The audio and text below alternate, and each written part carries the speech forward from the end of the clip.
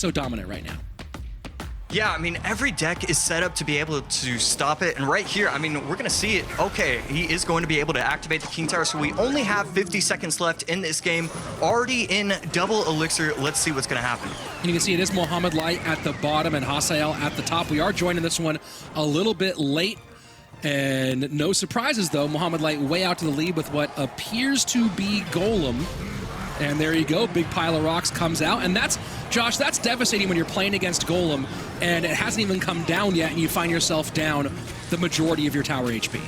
Yeah, absolutely brutal. Hasael in a world of hurt. We're going to see the split barbs, and I really like that, going to be able to apply a lot of pressure. I mean, really, against Golem, you want to be stacking firecrackers, seeing what you can get with that. But at this point, I mean, it's just so difficult to make that comeback. And it's interesting, you know, you talk about Golem now, the rise of the pump back in, and more importantly, though, look at this combination of the Electro Dragon and the Battle Healer, which have traditionally been more of an E-Golem pairing. Why are those two so effective in this meta behind traditional Golem? Well, it's crazy. I'm seeing a lot of pros advocate for a nerf to the pump. A lot of these pros think that it's so overwhelming, you can do whatever you want, and we're gonna see a lot of difficult cards to just stack behind or get in front of these golems, and it's just almost impossible to stop it once you get a good push going. And, you know, you talk about that one. Here we go. Again, more pressure from Mohamed Light, although Hasael starting to get back in the conversation a little bit.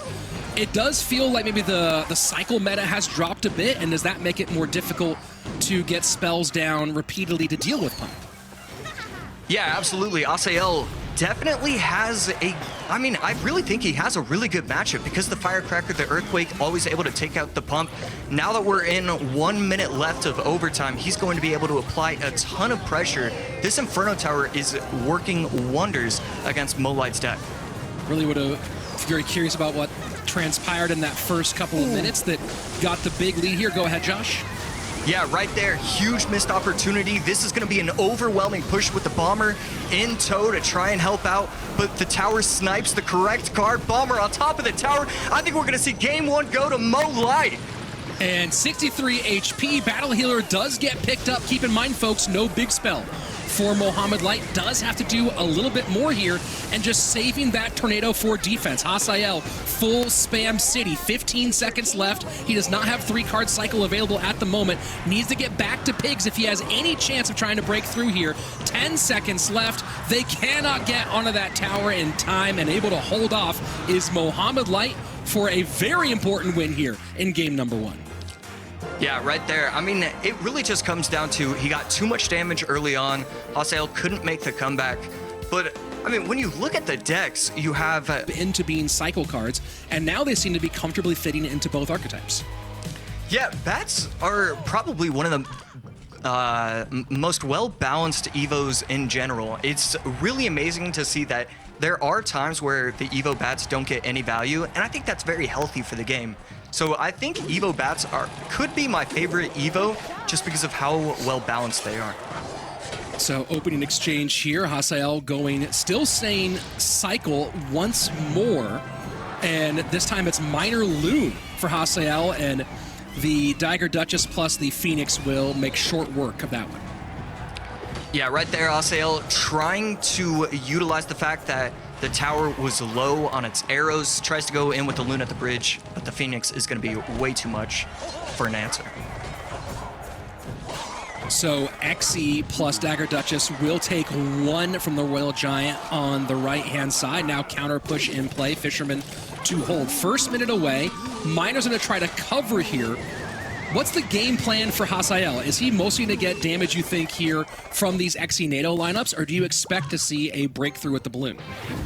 Yeah, that's a great question. I think I would expect to see like Executioner lineups, those kind of things. Right there, Mohamed Light teaching his opponent how to get damage with a win condition, getting the tower all the way down to 1362. Great counter push from Mo Light right there. But yeah, I would expect most of the damage to not really come from the Loon, more so come from the Zap, the Miners, and the Executioner lineups. So we'll see if it does get involved. Either way, they are in some difficulty as the damage has come in pretty significant on the right-hand side, and we are working to get these cameras switched to the appropriate sides. You can see Mohamed Light on the bottom and gameplay on the top of the screen. We'll have that all sorted out for you here in just one moment, folks.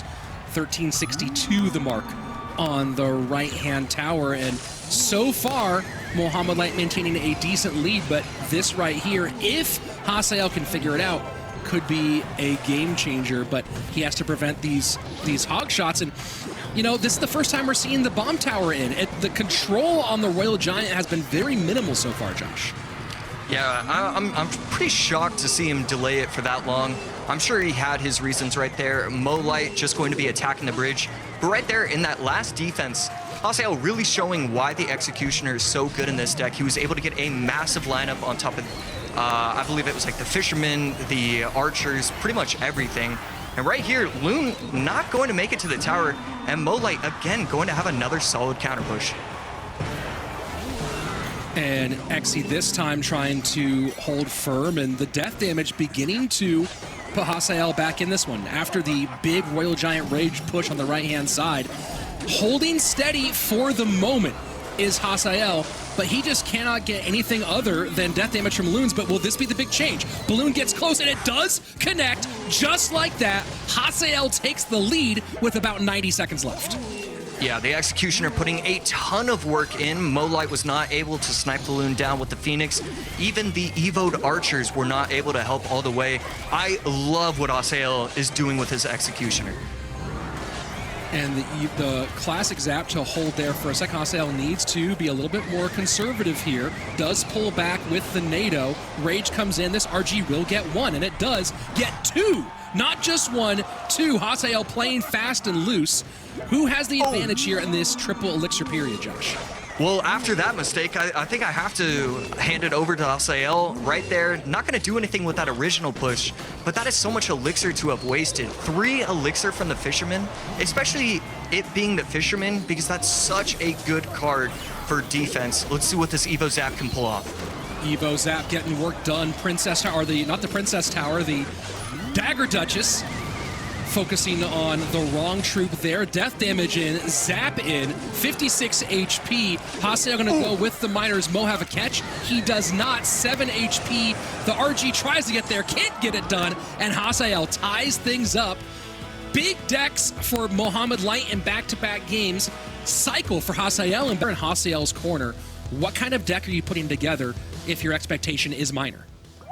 Well, that's a great question. I mean, it's always kind of easy to say use a minor deck yourself and then just switch 1 or 2 cards in order to win the mirror matchup. But it looks like Hasael is going to go Giant Graveyard just based off of the first 2 cards that are shown. And folks, we are on the proper sides now. Drill. Mohamed Light from the top of the screen, Hasael at the bottom, and Drill. Mohamed Light with the Snowball, Mother Witch, and Dark Prince. So especially that Dark Prince, some good anti-drill pieces here. But of course, I know, Josh, that the pros have been a little concerned with the strength of drill as of late. Yeah, absolutely. I'm not sure exactly what the discourse has been on top of the Battle Ram. I really like it as a card, but it's kind of difficult to get out the Evo Battle Ram in time to either win you a game or at least put you in a situation like that. So it's going to be really fun to watch Mohamed Light use the Evo Battle Ram so I can figure out how to do it myself.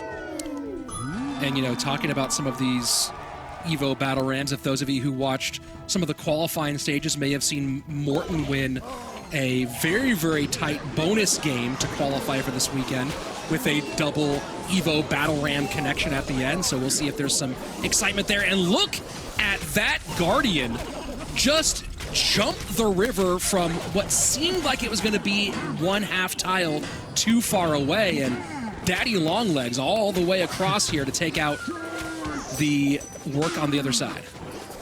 Yeah, right there. Good cleanup from Mo Light. Can he get the split? Not going to happen with the Skellies, but it doesn't matter. Tower cleans up the Dark Prince. Right here, Hasael in a really good spot. Mo Light giving up a couple Evo Bomber shots, giving up a little bit of damage. I really like that Hasael switched up his drill placement. I mean, 2 months ago, everybody was putting the drill in the front, And then somebody taught the entire world how to play drill correctly, because ever since then, so many of these esport athletes are switching up their placements every single time, and it's almost impossible to stop a good drill player. So the Evo recruits trying to get out in front and pressure on the right-hand side. Mohamed Light picks up the Ghost with his Dark Prince. Tesla doing its work here against the push, and that is shut down very nicely for a bit of a counter play. And now Ghost to the right, Drill to the left, and Mohamed Light stretched a bit thin as we get into sudden death overtime. Yeah, right there. Laciel making another very good push. Evo Battle Ram going to come in, and is it going to get any value? Yes, okay, it is able to hit the Tesla just a little bit, but still not really the biggest push ever. Yeah, Mohamed Light spending a lot of elixir to get not much out of it. Ghost does not pick up that bandit. It does not get visible in time, and suddenly Mohamed Light is back in the mix here. Hasael, though, still very significant lead, and choosing to sacrifice some HP on the left-hand tower in exchange for a little bit more elixir as he was thirsting a bit. Tesla does come out to cover as we approach the final 90. Yeah, right there about 5 seconds ago, Light goes in with the Skeleton Dragons at the bridge, predicting Asael's minions to be delayed in order to take out the Mother Witch. I have missed Pro Clash Royale so much. These are not the plays that I make in-game. This is what I want to be seeing. And the Evo Tesla just practically, rather than a tower, it's more like a wall at this point. It feels like Mohamed Light has no clear path through, although this could be a game changer. Spamming the bridge on the right-hand side. Can he get past it? No. Tesla back in cycle. Josh, this is feeling like Hasael is going to take another phenomenal matchup, play it well, and get through round one. Yeah, I'm not exactly sure what Light can do in order to save this game. I like going recruits in the back because you need to be building that correct push, but this might be it. No, the Bandit is going to be able to protect everything. Light has one more opportunity and one more opportunity only. And here we go, final 25 seconds. Mohamed Light has to just pressure, but cannot give up that damage on the left-hand side. 17 seconds, Battle Ram down. Tesla is assuredly going to be there, back in cycle. That shuts it down. And, you know, Mohamed Light played all of these very well. Hasael picking beautifully all three games and getting the second and third done for a round one upset against the Pharaoh. Mohamed Light, and I said yes, but not as much to be lower than anyone else. You know me, I'm a Mohamed Light fanboy. I think that he's got it to win this one. Let's go ahead and jump into it. Again, 4-1 in regular season golden ticket competition for Mohamed Light. Mugi looking to cut that down to 4-2. We'll see as two of the all-time greats, first ballot Hall of Famers, world champions, go head-to-head. Talk to him.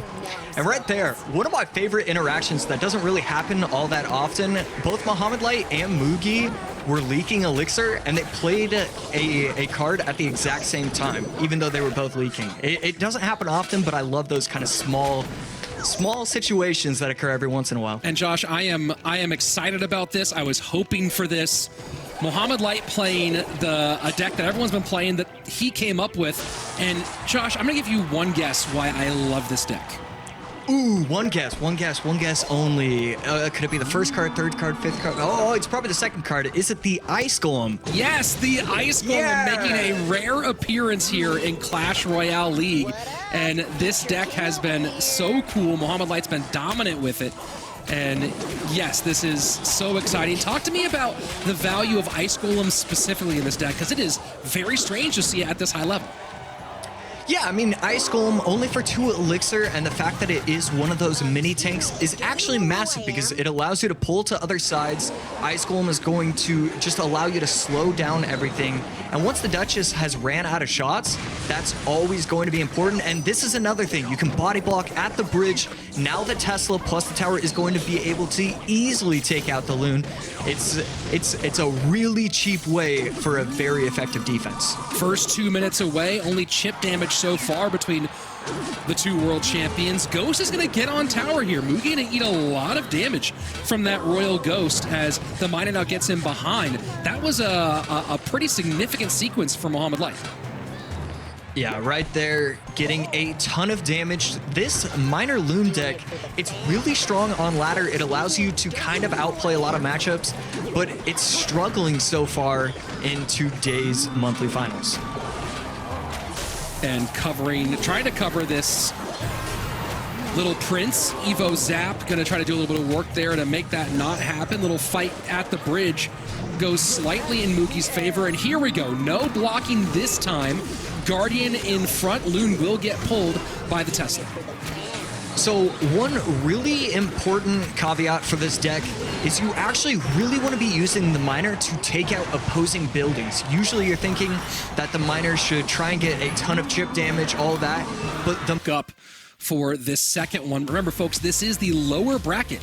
It's an elimination game, so if Mugi loses here, he is out of this monthly final, has to regroup for the next time, and Mohamed Light flashes the Peace Princess as he has his Valkyrie ready for the opening drill play. And right there, oh yeah, Mugi going to be running Drill Bomber NATO.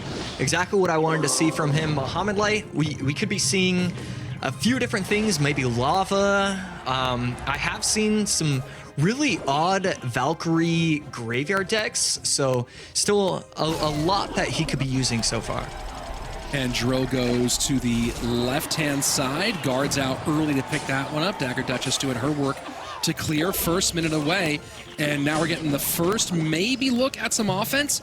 Might just let this one die here as the Dagger Duchess takes care of that big old Mega Minion.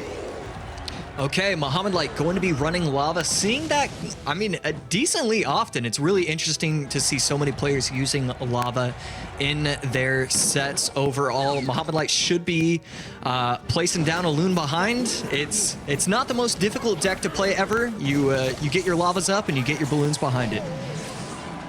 And there we go, opposite lane. Poison gonna go to work here. Dagger Duchess is a bit low, so Drill forced out on defense, disrupting some of the rhythm of Mugi. And I am slightly blind, didn't even recognize the deck, but Mugi's actually going to be running one of the variants that doesn't have an air targeting unit. So we're going to need to see some absolutely insane defenses from Mugi. Otherwise, Mohamed Light is going to be able to run away with this. No air targeting units going against Lava, Inferno Dragon, Balloon. This is a nightmare for Mugi. And now setting up both lanes one more time, cycling Valkyrie early, and Mohamed Light may be reading here that he's going to be able to force a lot of Drill on defense, especially at this stage in the game. Let's see if that story continues. Poison has to come out in response, but again, look at the pressure. I think that's the biggest thing that I would say feels different about this beatdown meta, Josh, than previous ones, is we're seeing it with Golem, we're seeing it with Loon, with Lava Loon. We're seeing an aggressive pressure. You know, we're not seeing one or two Golems played or one or two Lavas played. We're seeing just bridge play, offense, offense, offense. Yeah, I mean, it's exactly what I forgot where, but this is constantly recycled in chats all over. But basically, Supercell's thing is, hey, we want to see a lot of offense. We want to see a lot of like fun gameplay, crazy enough.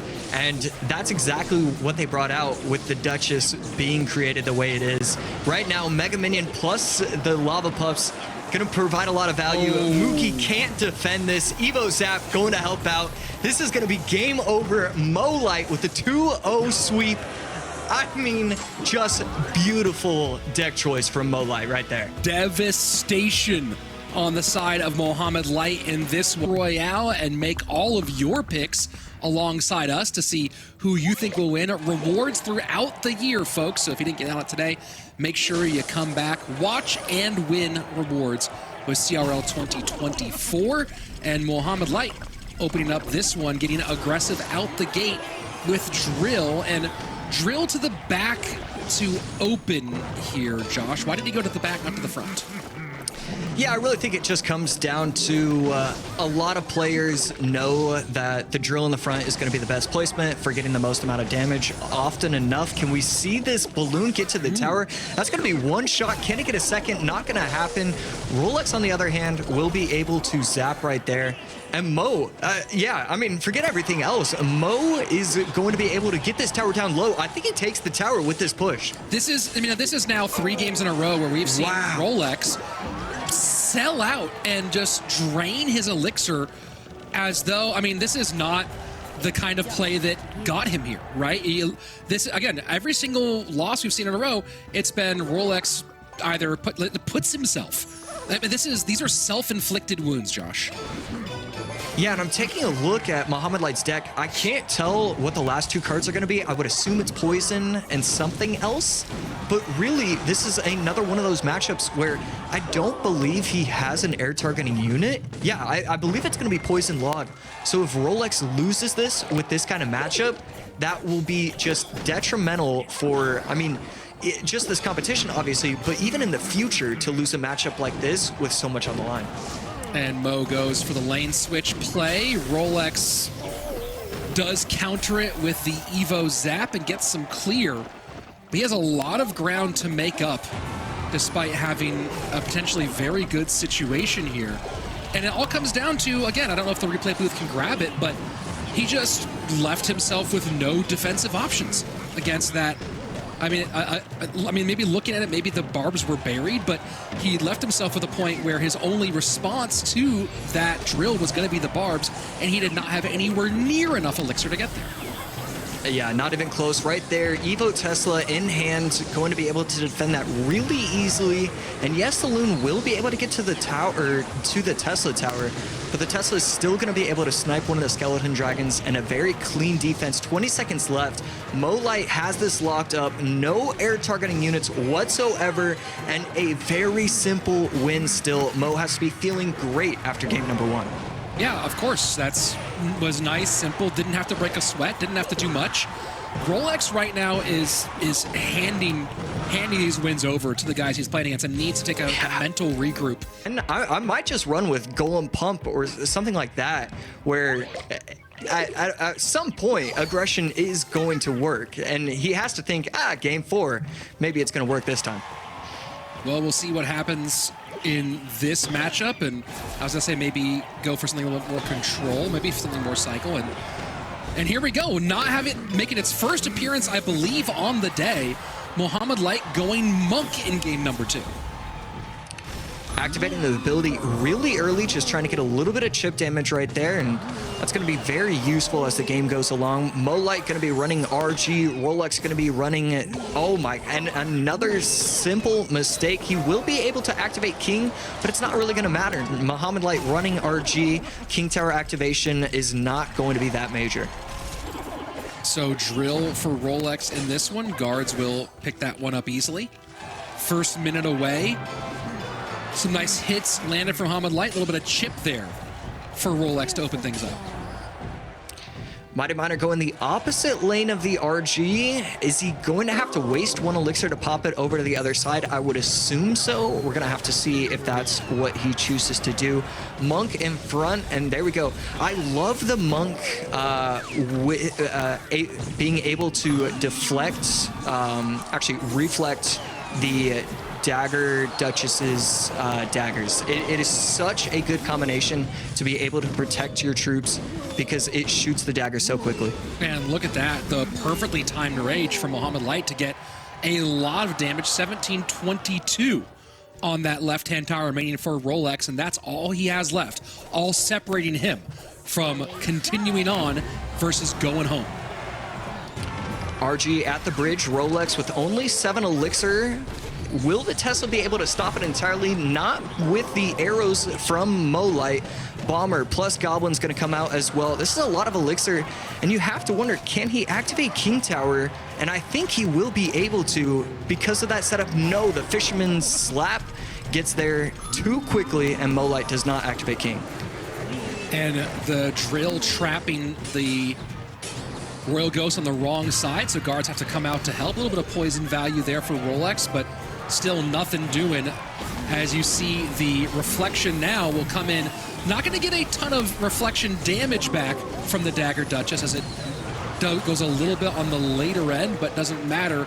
Mohamed Light playing cool, playing slow, not getting overly aggressive, and just maintaining the advantage as we go into sudden death. Yeah, right now, Molite doesn't need to worry about anything, switch up his gameplay whatsoever. All he's doing, it's a very simple combination. He defends, and then he puts Monk in front, Firecracker behind, RG bridge. That's what he's doing every single time, and Rolex just can't do anything about it. It's such a strong offensive maneuver. And Royal Giant looking to break through the Sim City, not going to get it done here. Doesn't matter though, as Mohamed Light happy to make Rolex continue to spend Elixir defensively, as he does have a slight Elixir lead right now. Decides to take advantage of that with the Royal Giant at the bridge as Rolex tries to get on offense. Yeah, right here, Bomber not able to connect to the tower, so very solid defense once again from Mo. Ghost not going to go to the Tesla, instead go to the tower. And that's going to be the right tower down to just over 2K. Yeah, 2096. Mo now has a lead on both towers. He can go either lane. And interesting, you know, Rolex saying in our pre-game chat that he didn't really find a difference between ranked and ladder play versus competitive play. Just needs to be a bit more careful with deck picks in competitive versus in ladder. What do you think, Josh, as you look at this between the ranked play, the ranked / ladder play versus competitive play on Rolex's assessment? Yeah, I don't necessarily disagree with the assessment. I think really it comes down to, on ladder, you can get away with playing lesser opponents, and then in these kind of tourneys, every player is going to be phenomenal, so you don't really get that opportunity. I do think they do correlate quite a bit, though. Here we go, 20 seconds left. Mohamed Light looking like he's got this one all the way locked up. Early Ghost here. Drill's gonna go to the front. Ghost does come back. Poison trying to work. Fishboy gets in the mix, and that's going to be it. Welcome to Clash Royale League. Rolex, we'll see you next time. And right there, 2-0, very clean from Mohamed Light, and I love the deck choice from this. He goes full control. RG control is definitely going to be one of the strongest control decks in the entire game, but also Chance for like second place people to actually get the golden ticket. I don't know if that makes sense, but that's probably my mindset there.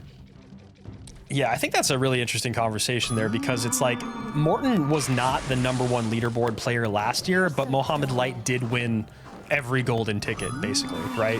Yeah. So it becomes like a sure thing versus something you're kind of rooting on or hoping for to happen. So I guess if you're another player, at least in my mind, I want to play, or I want Mo Light to get it because I want to go to World Finals. He's going to be there no matter what it feels like, and I want to beat him there.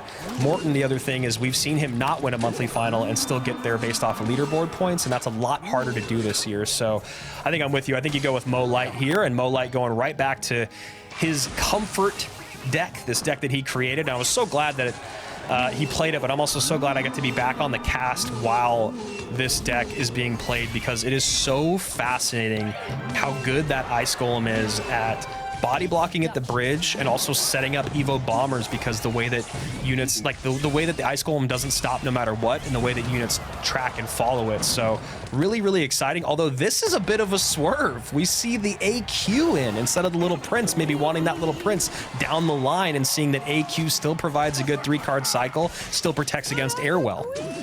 Yeah, leave it to Mohamed Light to figure out a way to continue to play Minor Poison, right? That's what he's doing here with the Ice Golem, and I don't blame him. Mohamed Light playing Minor Poison is so fascinating to watch. His defense is so on point. He understands when to go for the Minor. He understands that if he makes it to triple elixir up damage, that he's guaranteed to win. And yeah, I like the Ghost as well. I think the Ghost is something that we don't talk about enough on the cast and also just in general, but Ghost is pretty good versus Dagger Duchess, because obviously since it's invisible a lot. Wait a second, this Archer Queen, he uses the Fisherman against his opponent. Wow. And gets his Archer Queen locked on tower. And the reset there, Evo Skelly's gonna come out against this Evo RG, gonna do a ton of damage, and that is why he is Mohamed Light. That was an incredible sequence there, and Morten's gonna get 2, 3 RG shots, 4 RG shots out of it. Wow, actually a great fire back there. Yeah, Skelly Surround going to stop the Ghost from getting extra hit, but here comes the Evo Royal Giant at the bridge. Archer Queen down. Dagger Duchess not completely in daggers yet, but the Evo Tesla just really shutting down everything on the defense along with that Queen ability.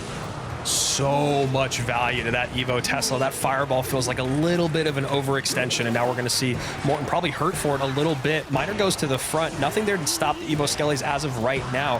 AQ ability, I don't know if that was the best ability. Can't hurt. One elixir just to, clean up the Evo Skellies, just to make sure that your Duchess is full on daggers in case of a counter push. We see Morten resetting here with the Royal Giant in the back of the right. You guys are probably wondering why in the heck is Royal Giant going down the right side on the super healthy tower. It's because the Evo RG on the left side is coming up right next. The dual lane RG pressure is something we've seen a lot, but it's definitely what Morten needs to do if he wants to try and break through. But it's not going to be easy. I mean, look at this solid defense from Mo. Yeah, I mean, it feels near impossible. Now the Fishboy distracted by the Evo skeletons there, not going to pull the AQ in time, but really it's about being able to keep up with the cycle of Mohamed Light, and Morten can't do that. He doesn't have a champion, right? So Mo already gets him there, and Mo has a faster cycle. So it's just one of those things where there's always going to be that option available, and the only way to set up a 2 RG push is by starting one in the back, which really lets your opponent know what you're planning on doing.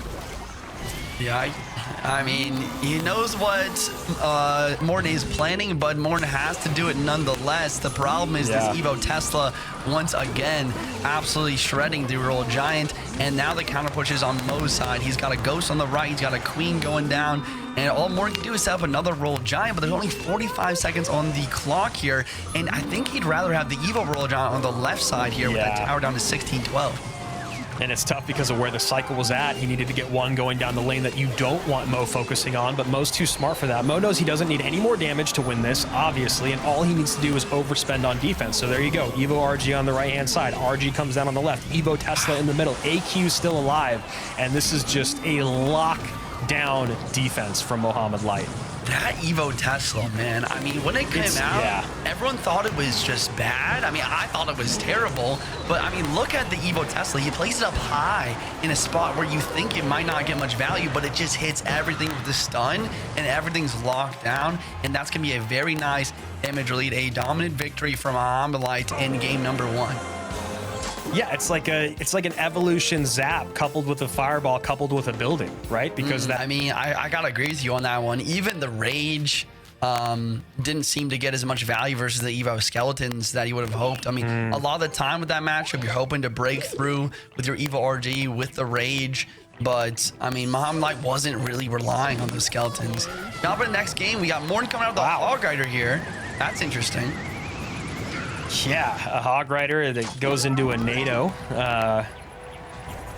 And Dagger Duchess, obviously, couldn't have expected anything otherwise. And I don't know, man. This feels like maybe one of those moments where Morten starts to do a little bit more than he should. But also interesting other conversation here in the two champions that have come out. We saw how good Monk was before. Obviously, really good against the Dagger Duchess, really good against Little Prince and the Evo Bomber. And then I think this is the first time we're seeing the Golden Knight, which is going to be a no big spell Golden Knight NATO deck. Yeah, I think you're right on that. Evo Bomber going to get one shot on tower there. No daggers for Morten though, so this push looks pretty scary, but I think he's got it. What a beautiful Tesla with the King Tower activation.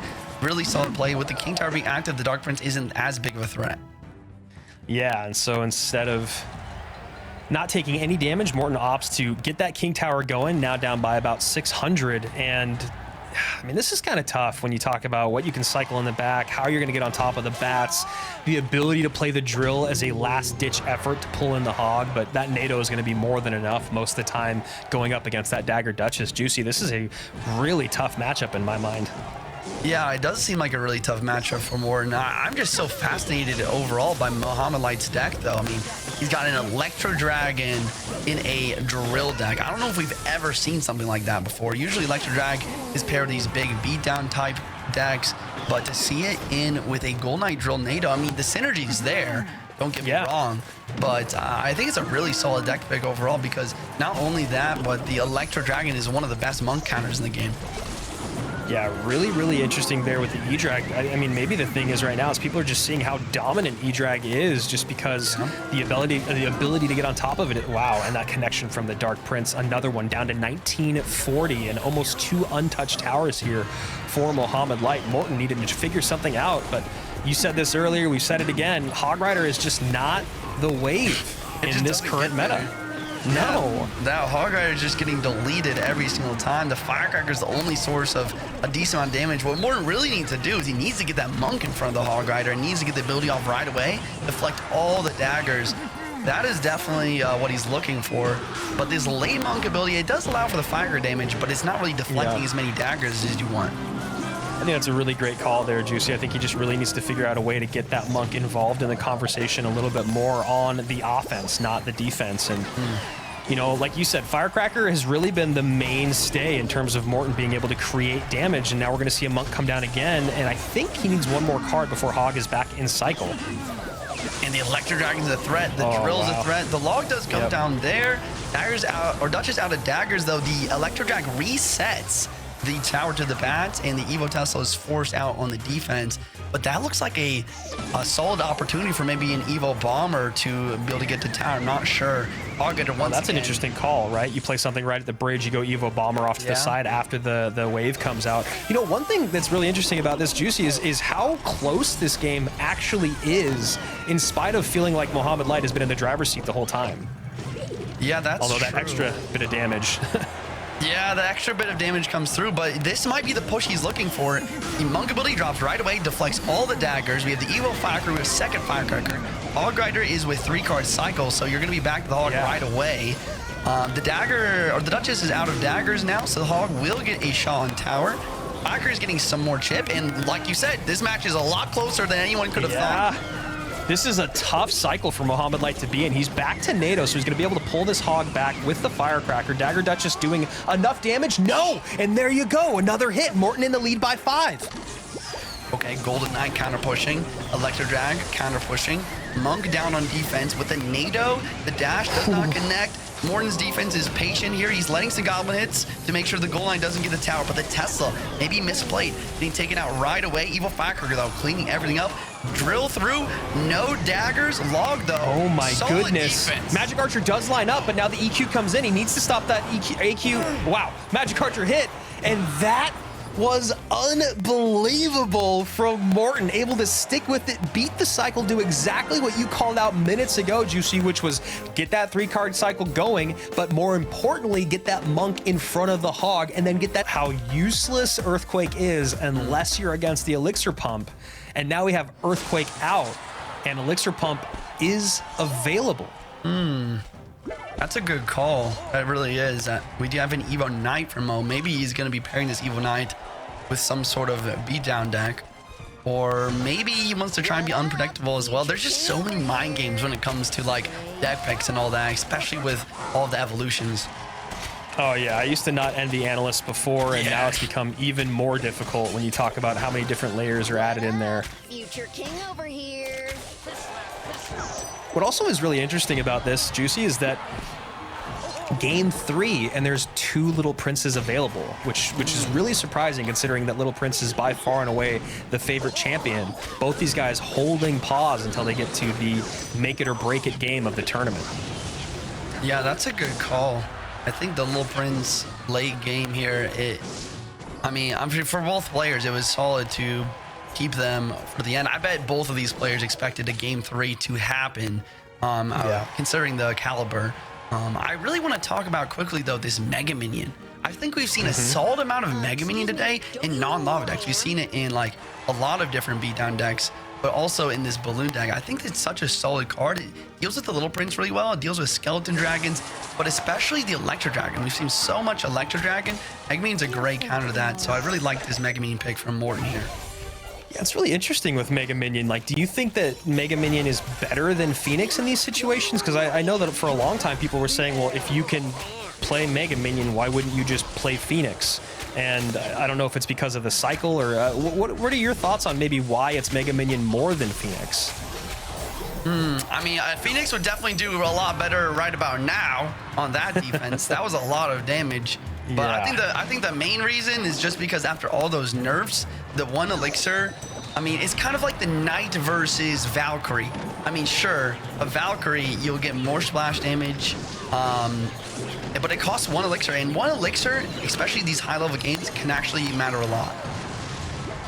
So nice defense there initially, but now Morten has to deal with this next wave, which is a Knight and 2 Evo Archers behind. High guards here to pick him off the board. Mo looking for it and now has a perfect ability coming in. That's the second time Zap has come out defensively in this situation where you have a Guardian and a Little Prince on tower, and both times getting a lot of damage for Mohamed Light. Obviously 1646, a little bit better than what he just got, but Morten playing a lot of defense right now, probably a little bit more than he'd like. Yeah, I'm trying to think right now, what does Morten have to do to be able to come back in this game? And I think what it's going to come down to is he needs to get the Evo Zap in Cycle or the Skeleton Dragons, and he needs to get an Evo Knight in front of the Balloon. If he can do that, he has a chance to come back, because Mohamed doesn't have a building to pull the Balloon to the opposite lane Dagger Duchess, and that could be a huge game changer. And here it is. Yeah, and there you go. Knight out front does get body blocked. Mo was ready for it, and the snowball was out of cycle, so it felt like it was almost like Mo baiting it out. You got an Evo Knight on the board? Let me throw a snowball out. Now it seems like your Balloon has even more power, and Mo just had every answer in the book there to deal with Morten's push, and this game looking even worse than the last one for Morten. Yeah, we've seen this Balloon deck come out a lot today, but it doesn't seem to be doing too well. And that's because these pro players, they know when to block at the bridge. And then when that Balloon goes in front and the Dagger Duchess unloads the entire clip onto the Balloon, it just wipes it out like it was never there. Yeah, and you look at the amount of air responses that Mohamed Light had in this deck just in case Morten wanted to go to the skies. And I think what you said is really, really important. You know, a lot of players or more casual players out there don't really understand matchup a lot, or maybe what analysts are looking for. They're not looking for 80-20, 90-10, 75-25. They're doing what you said, Juicy. They're looking for 60-40 at best, but mainly not having a 100-0 matchup against you with what's available.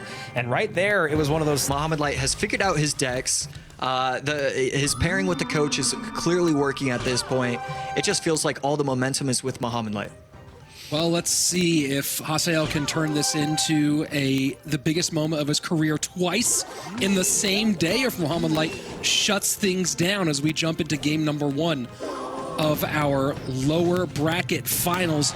Third place for the loser, a chance at first for our victor. Right there, beautiful activation of the Archer Queen, the tower plus, I mean, the Tesla plus the tower, just deleting the RG off of the map. And right here, RG is becoming extremely popular. We're always seeing it in game number 1, always seeing it in game number 2. It is incredible to see just how all of these players have recognized that RG is one of the strongest win cons in the duel format. Certainly very strong, and you talk about these players here, and Hasael, of course, made it to some monthly final action in 2021. In fact, enough to get himself all the way to World Finals. It was that first month of CRL, in fact, much like this first month where he had his breakout performance, going all the way, not just through, but all the way through to the grand final in Season 1, monthly final 1, where he got second place, losing, or got pretty far, taking a very important couple of points there to get his season started. Yeah, absolutely. And this time, not going for points, going for gusto, going for it all. We're going to have to see what happens. Game number 1, heading into double elixir. Slight damage advantage for Mohamed Light right now.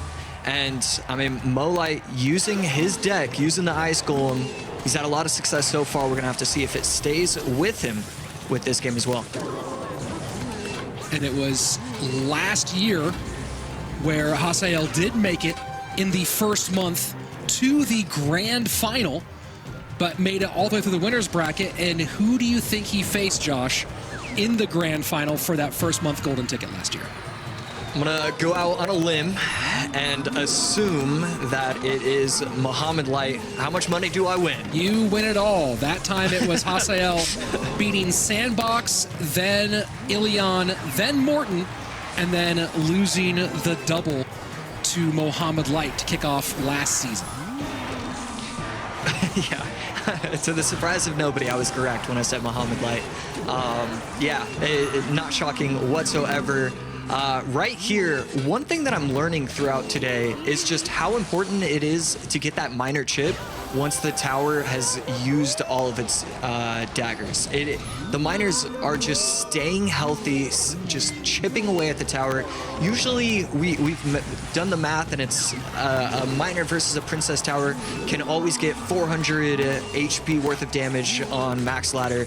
Going against the dagger duchess, we're seeing it get 600 damage against in tournament standard. That's how much damage these miners are getting when there's no more daggers left. Well, here we go. Final 80 seconds. Royal Giant played at the bridge. Hasael has not found a way through yet, and not looking like he's going to find a way through here. Although this queen might have a chance, does force out the ice golem. And so far, I believe Mohamed Light is 2-0 on the day with this deck. Hasael looking to change that story, but has a bit of work to do as we go into triple elixir. Right there, I was pretty darn sure that the Ghost was going to go to the tower. Instead, it does go to the Tesla, so Tesla getting a lot of value and a very nice fireball. Can the Ghost get the shot? It does, and there we go. Tower down to 1799, 200 HP, going to be 400 HP after the poison damage. 400 HP damage advantage for Mohamed Light. Fireball in. Royal Giant just can't get past it. 30 seconds left, and Hasael playing the Tesla just right in front, has to cover both the front and the back against this minor pressure.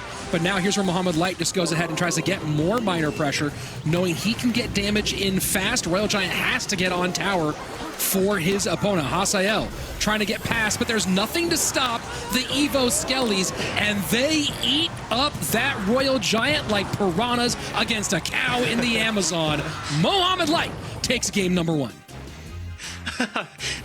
It is, I mean, it is shocking just how much damage the miner gets. It's going to be hard with, Drill Poison being out, Drill Tesla. So I really wouldn't mind E-Giant coming in from Hasael in game number 2. Well, here we go. Game 2, Bomber first card on both sides here. Mohamed Light has played Bomber with that Drill deck. Instead, a little Battle Ram here from Mohamed Light to kick things off. That's right, a little bit of Battle Ram action. The Mega Knight plus the Rage plus the Battle Ram.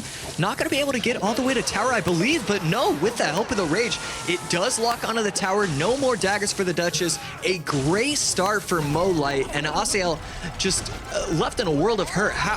He couldn't have, probably feels like he couldn't have done anything different. Just great offense and knowing the matchup by Mohamed Light. I can tell you right now, the Clash Royale Facebook group just had an aneurysm seeing Mega Knight plus the Battle Ram plus the Rage here all come out at once. Well, it didn't BM, so it could have been worse. It could have been worse. But yeah, I mean, he's just sticking them all. If we see a wizard, things could go up. Can only go up from here. It's it would be the most social media OP deck of all time if the wizard did happen to come out here. Hasael now trying to regroup, sets up Dark Prince plus Golden Knight left-hand lane. Battle Ram eaten up pretty significantly there, and now a bit of a counter push building for Hasael. We'll see if he chooses to support it at all. Nope, Mega Knight there, and he knows now is not the time to cash in your chips. Really good Mega Knight right there. Able to distract everything, go into the middle, and then just kind of stay there. He's not going to really do anything on offense, but just the fact, wow, and maybe I'm wrong. Maybe he's going to get a plenty of opportunities to get damage. Mega Knight does get one swing. I was only grateful just because it slows the game down, and once double elixir hits, then you can really start to cycle your Evo Battle Rams.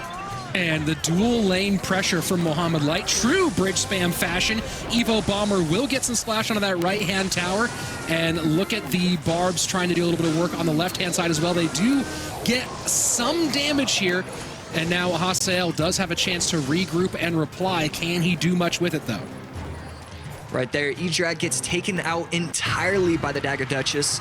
I keep waiting for somebody to activate King Tower, but oh my goodness. Yeah. Okay, you can just do it with Bandit if you're Mohamed Light. That not an easy interaction to pull off, and it looks so simple, so fluid for him. Well, that's this thing about repetition of these different moves, right? I remember we lost our mind, I think it was at World Finals, when Mohamed Light did the Fire Spirit to Fire Spirit perfect counter. Right, where you can play the Fire Spirit and that little tile where the opposing Fire Spirit just jumps, gets killed by the tower, and yours can go back with full health. That's a really hard interaction to get down. But if you have someone you practice with, you drill these interactions, you know, you just go, hey, let's go into a deck where we both just have Magic Archers, and we practice trying to do that King Tower activation, or to get that hit. You can get that one nailed, and we see the results of that hard work right here. Yeah, it's always really important if you do want to improve. A great way is to find a training buddy. You can only learn so much by yourself. Always very important to have the right people around you to learn. Mohamed Light, I'm sure he learns from other people, but he is teaching a lot of lessons today and for the last 3 years. And both lanes in a lot of trouble. But a lot of people looking at this, Battle Ram has not been great today and thinking this was a GG in favor of Hasael, but so far, Mohamed Light able to hold on. Going to give up some damage with the Magic Archer on the left-hand lane, but the dual lane pressure, triple elixir on its way, heavy lead. Does Mo keep the pedal on the metal, or do you think he sits back and plays a bit more defense here? That's a good question. I would assume he's just gonna keep the pedal to the metal. I think he has to. Right there, crazy dash. That's gonna get the tower down to 1237. But we see the left lane. He's always gonna respond with the E-Dragon, and the left lane isn't really the problem. It's the right lane. That's what he's setting up. He wants the E-Dragon out of cycle. Game one going to Mo. As soon as it's out, he can go all in, and that's what he does. Life to give still. If he wins in this first one, it's over. But if Mohamed Light wins the first one, we reset and go again, and Mohamed Light then will play a super grand final against Adriel. Let's start things off here. Game number one. Adriel, top of your screen, Mohamed Light at the bottom. Yeah, Adriel comes out with a firecracker here early on in our very first grand finals of the year. Could be a super grand. We'll find out. That's what Mohamed Light wants. But right now, Evo Bomber plus the Little Prince. Adriel probably a little happy to see this monk come out, as he does take some damage there. And first 45 away. Mo starting to really load up at the bridge here. I mean, that's just a huge mistake from Adriel. I know it feels kind of small, but just like the wasting of that elixir when you have this big push coming in, not even getting across the bridge just to get that damage in, it's brutal to deal with. And now, while it's a decent cleanup here, that Phoenix Egg, and you can see Adriel's already panicking about it. How's he going to deal with it? Well, we're already on our way to a bracket reset, Rich. Oh, my word. Oh, my word. Such a small, seemingly small thing. But as you said, that extra elixir, the big push coming down, and Adriel just has to regroup and prepare for the next one. This is the thing about Dagger Duchess. We've seen this so many times. When you make a mistake in single elixir against an opponent who can tell how big that mistake is, you basically insta-lose the game. Now, you got a 5 elixir card with an ability that comes in. It's your ground tank, and none of those things actually happen. It doesn't get the ability in. It does waste the elixir, and your ground tank is out of cycle. How do you come back from it? Well, you throw a YOLO hog at the bridge and try to get on tower. The Guardian saying, no, sir, no, thank you. We are going to our next game and doing it quickly. Yeah, and great job there by Mo, just going, all right, what's the best way to deal with this? Let me get my Little Prince on the board. Good counter push if I need it. 3-card cycle back in play. Take a little bit of damage, keep a lot of elixir. And, oh, man, I'm already feeling worse about that Adriel pick. Yeah, me too. But I had to do it for content. Content, bro. Gotta do it for the content. As Mohamed Light, I mean, if he does pull off another lower bracket run, I'm happy to be here for it. I'm thinking about when you need to just eat damage, and it's going to be eating a lot more damage than you used to, right? You're like, oh, I'll take a couple hundred damage here. Well, maybe you need to take half your tower's worth of damage to even out and then stay in the game. because losing half a tower, obviously a lot better than losing the whole tower, but those decisions are literally the difference of that conversation. Is it half a tower? Is it a whole tower? It's a 2 elixir decision that you're making. So here we go into game number 2. Mo Light going back to the deck that has evolved throughout the day, and I love it. I love that he decided to swap the Little Prince in to other decks to make it more impactful, and he realized the AQ could fill this slot in this deck he created and still be just as dominant. Well, this is why the regular duels, the non-in-game duels, are so vital for competitive Clash Royale, right? Is otherwise, if we're seeing Mo run this deck, we're seeing him just run the same version of it and run into other deck creation problems. We're seeing it gets stuck, maybe kind of mired in the muck here, but the flexibility allows him to have that creativity and make those applications. Royal Giant coming down here in the back. A lot of Royal Giant here today. A little bit more than I would have expected. I expected to see some, but I think Royal Giant has been close to the most popular win condition of the day. It has most certainly been up there. Lightning take the queen off the board, but won't get to the Tesla. Doesn't matter. Oh, for a second there, it looked like the Royal Giant would get pushed around the Ice Golem. Mass not an issue there, though, and the Tesla able to hold. Either way, we are fairly close, Andrew, with 2864 on the top right-hand tower for Adriel and 2887 on that bottom left for Mohamed. Yeah, and this is still a situation where Adriel could close this out and become our first golden ticket holder of 2024 if he just is able to turn this in the next game around, which is, you know, a lot easier said than done when you talk about playing against Mohamed Light. Uses the rage to clean up the Evo Skellies. Little Prince still doesn't get on tower. That Evo Tesla just putting in so much work for Momo.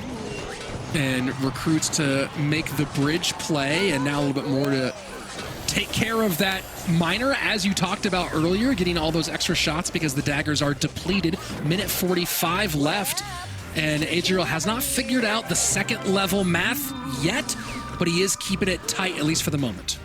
Yeah, Adriel really just trying to think about how he's going to break on through, because he ends up having to keep spending a little bit more than he wants defensively because of the timing of the miner from Mohamed Light. And then the other side of it is like that lightning needs to be available for the AQ plus the Tesla. All those things coming together and having the elixir to do all of it is pretty impossible. And then also the timing of getting that rage down on top of those Evo Skellies that Mo always seems to have in play. And this, you know, again, goes back to Juicy and Josh talking before about like, well, when you have 2 Evos like RG and Royal Recruits that coincide perfectly together, you need them together, as opposed to what we're seeing on the other side, which is fast recycle, get as many Evo Teslas down, get as many skeletons as you can out. It does feel like Adriel has to find another solution for the Archer Queen, which he might be doing here, so the Lightning can go to work on the offensive side of things. And there you go. Lightning does get through. Log to hold. RG does get 2 shots. Wow. Unbelievable. Yeah, that is a huge second shot there. There's the lightning cycle, and now Mohamed Light already finds himself in a very, very tough spot. That's the thing about cycling lightning, is he knows he's not back around to AQ yet. He can get there quickly. There she is. 3 cards come down. But now that you're in triple elixir and you have LP, Goblins, and Rage, you can also get back to that lightning again. So Adriel doing a really, really good job of staying calm, poised throughout this entire matchup, and just getting one good RG connection at the end. That's all he needed to do. And that was just very smart play out of Adriel, making sure that the Queen didn't open the game up too much early at the right time. As we were talking, just as we were talking about, Andrew, got to use the Lightning to break through and handle the Queen a little different way, and that adjustment gets the win. And now we're going to Game 3 with Golden Ticket World Finals point for Adriel. Feeling the pressure just a little bit, and this is one of those situations where you feel like Adriel's got to be feeling it just a bit more. Golden ticket on the line, a lot of money on the line, whereas I'm sure Mo in his mind feels like both those things are kind of secured. He's already the winningest Clash Royale player in history in terms of prize money, and then you talk about him making it to World Finals in 2024, and it feels like a no-brainer. So Mo looking like control here with the Executioner. Expect a NATO in this one as well. And it looks like both players going with sort of the more conservative control deck options. Yeah, Xyz in both directions, which I think is good. There's still opportunities for a lot of those big beatdown decks that are out there in the world. So I think Xyz is a really, really good call there with NATO. And you see both of them getting a good amount of ways to get on top of the drill, whether it's the Goblins or that Dark Prince. And Mohamed Light has not run Executioner yet today. This is a first appearance for the Axeman on Mo Light's side, and Adriel has done some today, but it was in, I believe, that funky graveyard deck that we saw earlier. And this Xe should line up for a shot. No, it doesn't. Still on the Knight. Wasn't sure if it was going to retarget to the Dark Prince there, but fortunately for Adriel, it did not. Still down a couple hundred HP.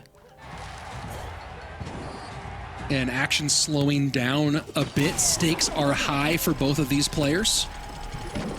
And first drill out for Mohamed as we pass the midway point of regulation time. It'll be interesting to see if that Dark Prince causes many problems for Mohamed Light. He doesn't have a lot of great ways to kind of keep that Dark Prince at bay other than the Knight. I don't know if that's actually going to be a factor or not as this graveyard does come down.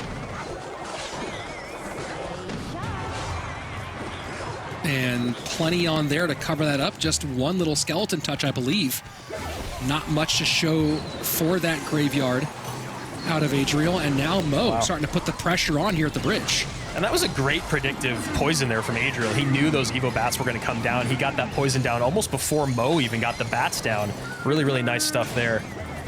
And that's, you know, another part of just things you have to keep track of is those Evos and knowing how brutal they can be and how quickly, like those Evo bats are some of my favorite cards in the game just because of how strong they can be.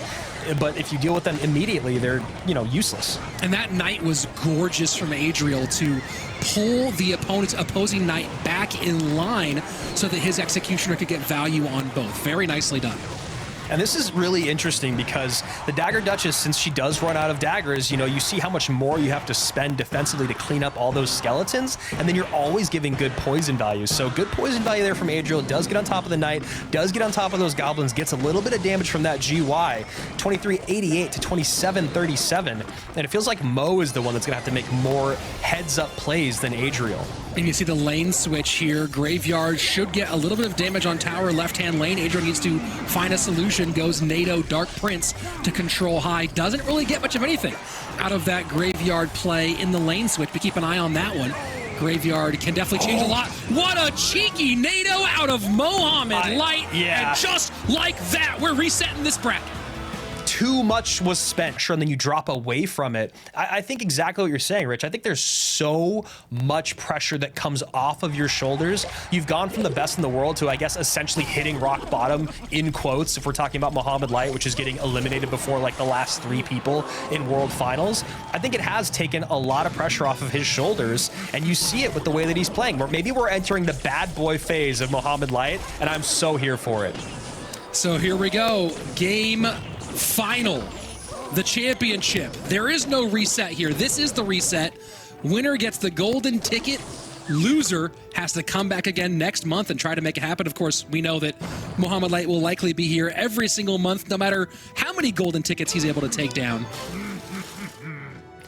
Yeah, he's a guy that just, no matter what, seems to qualify, seems to dominate. I mean, he's always going to make top 1,000 ladder, even if he's not trying. And when you look at what he does in the qualifier stage, it's just, it's unbelievable. And just like the last couple of years have been, when you talk about Mohamed Light, it feels like we are just, you know, a broken record with this guy's accolades and how impressive he is. But, you know, do one better, and we'll talk about you instead. And I believe we have World Cyber Games champion and Team Liquid CRL Season 1 member, Juicy J, on the call with us. A three-way for this one. And Juicy, talk to me about the deck choices here after we just saw Mo go hard with it on the last one. Adriel looking to follow suit. I mean, this is just a classic drill mirror matchup. I love this. I mean, this matchup is all about who's going to have the better micro decisions, the better micro plays, who's going to stop that one goblin from the drill from hitting the tower, who's going to get the evil berries on the tower, who's going to get the predictions on the evil bomber. I mean, this is perfect. I love to see it. And a great catch there for exactly what Juicy was just talking about. That Evo Bomber, that has to be the thing you are tracking more than anything. One in, one off, one in, one off. Every single time you see that bomber come down, you have to expect it to come back at the bridge, because that cycle with an Ice Spirit, a Log, and a Goblins can happen so quickly that they're back to an Evo Bomber. And final 40 seconds of regulation time. So far, so good for Adriel, who has the slight lead, 28-43 to 29-05. Pretty even in damage, pretty even in elixir, and pretty similar in cycle at this stage. This is mirror match-ish. I don't know if we're all the way down to the exact same 8, but likely we are. And Juicy, as you take your time kind of looking at this one, what do you think's going to decide this mirror between these two? Honestly, I think the thing that's going to be the decision maker is who's going to manage the 3-card cycle better. No Mighty Miner ability here. That would have been a massive amount of damage. And you saw him start it too. It just he died just in time. But yeah, I think really it's going to be like this right now. Mohamed Light plays the Mighty Miner in the back, and Adriel plays his Mighty Miner at the bridge. I think the Mighty Miner in the back is better because Mohamed Light's 3-card cycle will be active for longer. That Ice Spirit to protect pretty good, but log back around from Mo Light. Final minute 40 remaining, sudden death overtime, and this has all the feelings of going to a lowest single tower situation. No NATO for a tricky move here, and you have to imagine Adriel's going to be a bit more conservative than he was in our game 3 of our previous matchup. And that high Mighty Miner comes out, Bomber goes down in the back. Adriel doing a good job of tracking that. Even though Mo started off with getting more damage from poisons early on and Adriel started his poisons much later, feels like he's actually doing a really good job of staying ahead here. And now we just see a straight naked poison from Mo Light. Bomber, Evo Bomber back in cycle for Mo as well, and there you go. And Tesla just trying to make sure that Evo Bomber stays focused on the middle of the board. Log to clear, but Mohamed Light does take the lead as those goblins get out of the drill and do a significant amount of damage. And just like that, the Pharaoh in the lead. Yeah, and that's a big mistake there by Adriel. He goes too high with the Bomber. Now the Tesla's able to take care of the Bomber and that Mighty Miner. Little early on the log from Mohamed, though, has the Ice Spirit needing to come out to work against it. Final 30 seconds. Juicy, can Adriel get this one back, or is this all Mo? I don't think he's going to be able to. Mo's got the Mighty Miner on the board. Adriel does not. That means more poisons, more drills. We got a Venn diagram poison right here. It's going to absolutely destroy this tower, bring it all the way down. And here comes another Venn diagram. No, I'm just kidding. But yeah, that is going to be the game. Mohamed Light, like I said, managing that 3-card cycle very efficiently, keeping his Mighty Miner on the board longer, and allowing for this triple elixir. Drill, poison, drill, poison, drill, poison. It's relentless.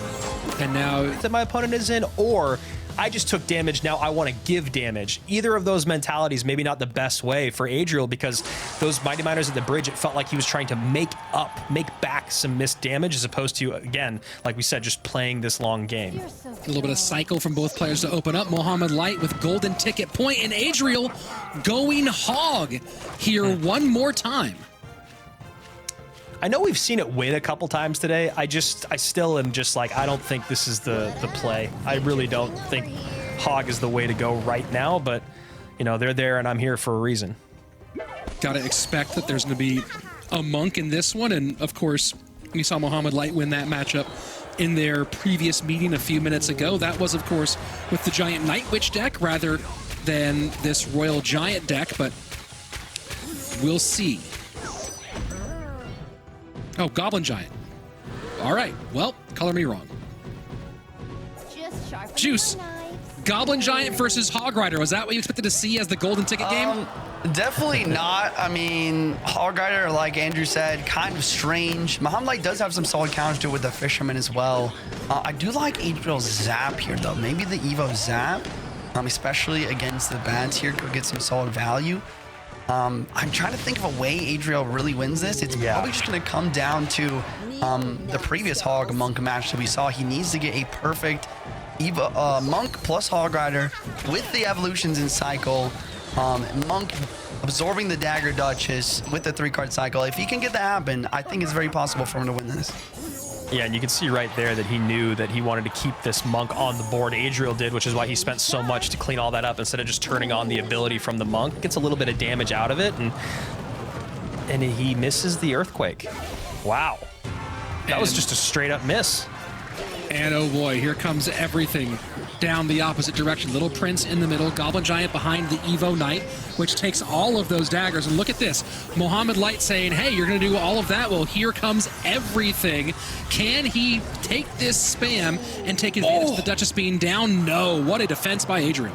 Yeah, that Fire Spirit had to be absolutely perfect, or else that probably was going to be the game right there. And that was absolutely perfectly placed, perfectly timed, game saving there. So now that we're a little bit deeper into this one, you know, Juicy, the conventional wisdom has been that there's no place in this meta for a Hog Rider. We did see it win against Mohamed Light earlier with the Monk in tow. And we have this funky Goblin Giant beatdown deck with the mini P.E.K.K.A. in there as well. What do you think as we are entering into sudden death overtime? It's tough to say. I would definitely say that Adriel has a pretty solid matchup just because with solid defense, he should be able to win this, even if he has to Earthquake cycle. But one mistake really is all it takes. I mean, these Fire Spirits have been on point from Adriel so far, but just one misplayed Fire Spirit and the bats taking him out could mean major trouble. And that was 3 in a row. That was 3 exceptional Fire Spirits in a row. One that we were talking about that was defense saving. The second one was predicted on top of bats as the last Monk crossed the bridge, and the one we just saw again defensively. But Mo's doing what Mo does. He's started to realize, okay, if you're going to send a Monk across the bridge and activate the ability, I need to get that mini P.E.K.K.A. up high. But that means that I have to deal with the Hog down low, so I'm going to get the Fisherman out in the middle of the map. So now with Mo sequencing his defenses, Adriel needs to match that in kind with kind of evolving his offenses. 1854 to 2695, the two lowest towers so far. And now an early Monk ability to get the Little Prince out of the way and tank the Guardian as well. Triple Elixir, final minute in tow, and a very interesting Evo Zap there at the bridge. Yeah, he's just trying to stop the bats, I guess, from doing too much against the Monk, but the Monk was kind of out of play already, so I'm not exactly sure what that was. Bomb tower down, Monk going for the reflection, Evo Firecracker crosswise along the bridge trying to clean up those bats. Guards will hold in the middle. This is what we were talking about earlier, right? Was using the guards to pull just a little bit. But this Evo Knight's gonna get some real damage. No, bomb tower down in the last second. 30 seconds left. This is chaos. Oh my gosh, I mean, and what is Adriel gonna do here? Pull away on the Monk there, a great Fire Spirit, but you got a Goblin Giant on your tower. It should be able to get some damage in, and just enough damage. He's gonna be able to get back to another Fireball. This is absolutely insane. It was the Evo Zap. Hog gets a very important shot. So does Little Prince. The Guardian down. Bomb tower to pick up. Fireball in. Have to hold the Guardian here. Oh, the Guardian! If you are... No, he can't hold it! Oh my He gosh! can't hold it! And Mohamed Light wins in the final seconds. He's going to World Finals once again. Oh my gosh, that relentless pressure at the bridge. Adriel was holding on for his dear life for as long as he could. And honestly, I think the mistake was the offensive EQ. He got the Hog hit in. I think he could have played defense juicy.